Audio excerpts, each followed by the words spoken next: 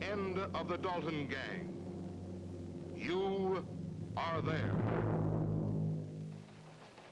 Walter Cronkite reporting, October 5th, 1892. The Dalton gang reported in the vicinity of Coffeyville, Kansas.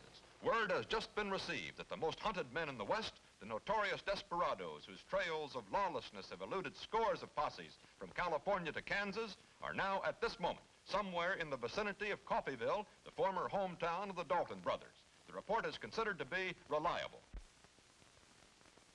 A report on the whereabouts of the Dalton gang has just come in this morning of October 5th, 1892.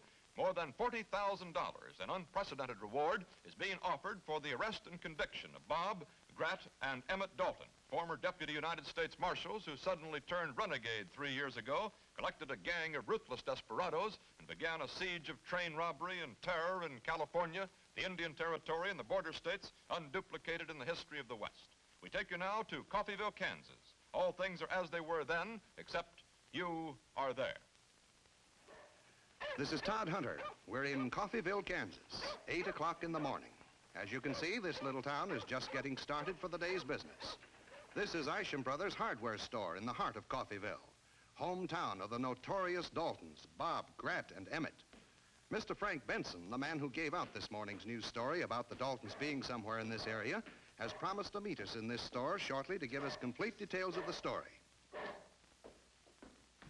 Meanwhile, we'll speak with Mr. Isham, who's known the Dalton family for many... No, this ain't Frank Benson. This is George Cubine, the shoemaker. Fella came asking about the Dalton boys. Is that so? Yes, Mr. Cubine. You Coffeyville people have known the Daltons for years, known them better than anyone else. That's right.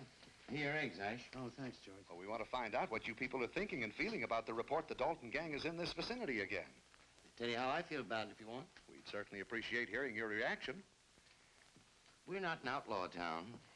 We think Coffeyville's a nice little place to live. Honest, decent folks.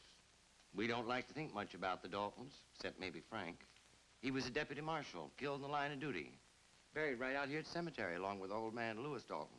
We understand the boys, Bob, Grat, and Emmett, were all former deputy United States Marshals, too. Is that correct? Bob and Grat, they were. But, Emmett... No, Emmett was only posse man to Bob, never a sworn deputy. That's right, he was too young then. How old would Emmett be now? Oh, I'd judge about 21 now. Wouldn't you say, Ash? Yeah, about that. He's been an outlaw for 3 years? I blame Bob for that. Ever since they were little fellas. Everywhere Bob went, Emmett, he was there too. Bob, the leader of the gang, how old would he be now? Near 25, I'd say. And Grat?